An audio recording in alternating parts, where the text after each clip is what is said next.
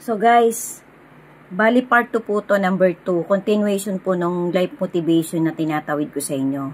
To God be the glory po. God bless us all po. Sana po sino man pong madadaanan ng content ko na to pagtyagaan nyo pong tapusin. Kapulutan po sana ng bawat isa sa atin to. Itong motivation na to na Bible verses po talaga.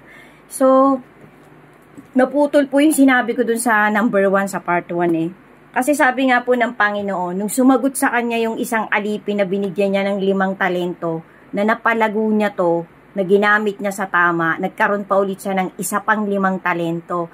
Sabi sa kanya ng Panginoon, ang isinagot po ng Panginoon paglapit nung lalaking to na alipin niya, halika, pumasok ka sa kagalakan ng iyong Panginoon at ipinakita mo sa akin na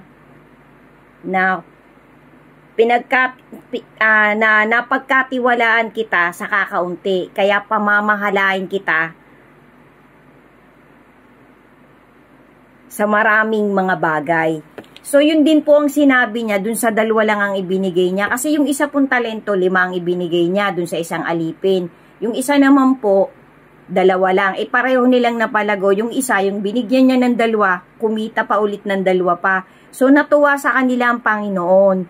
Para po yung vision talaga guys, na ang dami po natin pwedeng i-apply dyan sa sinabi, sa binitawang yan ng salita ng ating Panginoon nung naging body and flesh siya.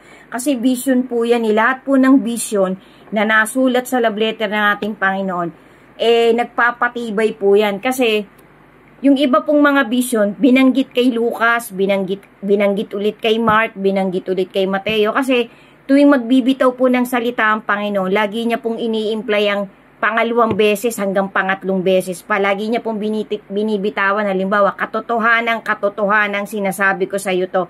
Kasi ini-imply lang po ng ating Creator na talagang hindi siya nagsisinungaling, na lahat ng kanyang sinasalita ay may kapangyarihan, na dapat po natin pagnilayan at kapulutan ng motivation sa buhay natin. Tapos yung isa po, nagalit po ang Panginoon dun sa isa. Sinabihan niya po na nakikilala mo na ako ay mabagsik, na ako ay nagagalit, na ako ay umaani sa hindi ko itinanim, na ako ay gumagapas sa hindi ko itinanim. Parang ang lalim po ng binitawan ng Panginoon, kasi sabi niya po dun sa isang alipin, sana ay ibinigay mo na lang ito sa mga mangangalakal, kasi isa kang alipin na tamad. Yun ang pagkakabitaw po ng Panginoon. Binitawan niya po yung alipin na isa kang masama at tamad, ilayo nyo siya sa akin. Yun ang pagkakabitaw po ng ating Panginoong Hesus dun sa isang alipin niya, na ibinaon niya lang yung talento niya.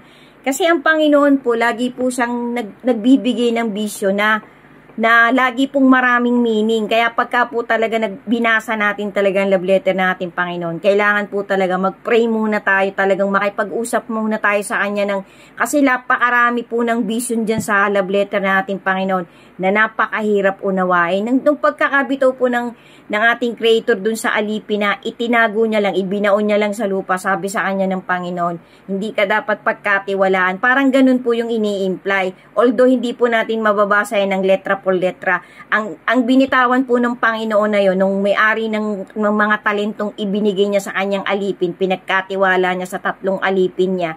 Ang sinabi niya pong salita dun sa pangatlong alipin na ibinaon nga lang, nagalit ang Panginoon, dapat daw ipinagamit na lang niya sa mangangalakal para sa kanyang pagbabalik, makukuha niya yung interest. Ibig sabihin, ginamit mo pa rin, ginamit mo ng tama, hindi ikaw ang ipinahiram mo sa iba na parang halimbawa may business, ipinahiram mo, magkakaroon ka ng interest. Kasi ang Panginoon po, galit po talaga sa mga sa mga slot, dun sa mga tamad, dun sa mga walang tiyaga. So parang ang binitawan po ng Panginoon, ilayo nyo siya sa akin at itapon nyo siya dyan sa dilim, sa labas. So parang nag-i-imply po na at nandyan na yung pagngangalit ng ipin. Ng mga ngipin. So, ini-imply po ng Panginoon kasi nasa 7 deadly sins po. Nagawan ko na rin po yan ng content. 7 deadly sins na ang Panginoon nagagalit, nag-iinit. Binanggit niya din po yan sa love letter niya. Nandyan na po yan sa content ko guys. Kung gusto niyo pong kalkalin, nagawan ko na rin po yan. Kaya lang po, ang ginagawa ko po ngayon kasi guys, kasi ano po para pong, hindi naman po sa pagano, kasi ayoko din kasing, ang mga iba po kasing nanonood ng content, minsan siyempre nambabas po yung iba Ang aim ko lang po talaga, yung katiting ko pong motivation, gusto ko pong itawid sa kapwa ko. Kasi ayun po din kasi ang pinag-uutos ng Panginoon sa ating lahat Hanggat may time ka, hanggat kaya mong gawa ng pinakamaliit na good deed sa kapwa mo o pamilya mo, ibigay mo na ng ibigay. Ngayon, kung may mga nagbabas po sa ibang mga content ko, bahala na po sa inyong Panginoon. Basta ako po, para po sa aking kaliitan, nagtatawid po ako hanggat makakaya ko, hanggat may lakas pa ako. Nung naunawaan ko, nung nadinig ko din po sa mga dokumentary ng mga matutuwid na mga ngaral ng panahon natin ngayon, ginagawan ko po ng content ng sarili kong, yung iba po pinapanood ko, iniintindi ko, bine-verify ko rin po sa love letter na ating Panginoon. Kasi guys, napakapangit pong magtawid na ang makakapanood ng content mo ay haka-haka mo lang, invento mo lang. Dapat po yung totoo lang na pwedeng i-research, nasa may mga dokumentary talaga, may mga facts and evidence. Kasi pangit pong makakapagligaw pa tayo ng kapwa natin. Lagi po nating iwasan guys na magiging dahilan tayo ng pagkatisod ng ating kapwa. Ibig sabihin, ng ang taong yun mapapalubog pa sa kamalian. Dapat po hanggat maaari, pilitin natin na ang isang kapwa natin, kahit isa lang po, ay makakuha ng kaunting insight o life lesson o motivation na galing talaga po sa salita ng ating Creator. Amen. So guys, ang nangyari po, sabi po, balik po tayo sa content ko. Sabi po nung Panginoon, itong vision na to, itapon nyo sa dyan sa dilim, sa labas, at nandyan na nga ang pagngangalit ng ipin. Ibig sabihin, ayaw po talaga ng Panginoon ng taong tamad.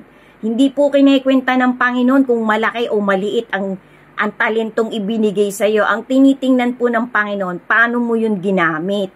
Paano mo yun ipinrogress sa buhay mo? Paano yun naging mayabong? Paano yun lumago? Kasi meron po kasing, ang gusto po ng Panginoon, lagi tayong magiging tapat. Hindi niya po hinihinging maging perfecto tayo. Kasi nandito pa po tayo sa mundong punong-puno ng kasalanan Kaya lang kapag ka po tayo nakarinig na ng insight o motivation na galing talaga sa Panginoon, dapat po lilis na tayo dun sa mga likong ginawa natin. Magpapakatuwid na po talaga tayo. Kasi yun po ang gusto ng Panginoon na madatnan niya tayo, na nandun tayo sa tamang landas na papunta sa Kanya. Kasi nga po mabigat po yung mga salitang binitawan ng Panginoon.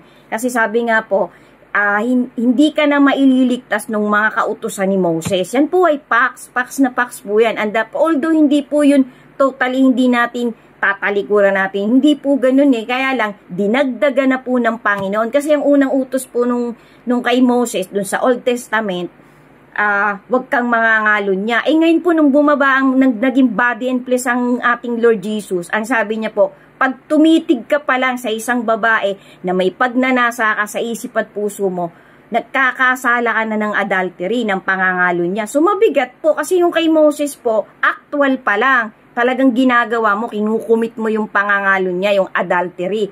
Binago po ng Panginoon, mas mabigat po ang utos ng Panginoong Yesus ngayon. So sana po guys, nakapaghatid talaga ako sa inyo ng maliit na life lesson and motivation. Hanggat may time po tayo guys, pag nilaya na po talaga natin yan, kasi sabi nga po ng Panginoon, hindi nyo alam kung anong araw at oras ang aking pagbabalik, kaya mangagpuyat kayo. Ang lalim po ng binitawang salita ng ating Lord Jesus, kasi gusto niya po talaga, pagpupuyatan mo, lagi kang alerto sa paggawa ng tama at mabuti, kasi nga po, every seconds count. Iba na po ang panahon ngayon guys, sabi nga po, dadating ang panahon na mapanganib.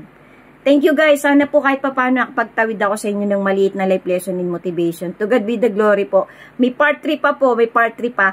Thank you so much po. God bless us all po. Pag-ingatan po natin ang ating faith sa ating Panginoon. To God be the glory po and God bless us all. Thank you so much po sa pagtatapos ng bawat content ko. Amen. Si God na po ang bahalang magbigay ng blessing sa bawat isa sa atin. Amen po.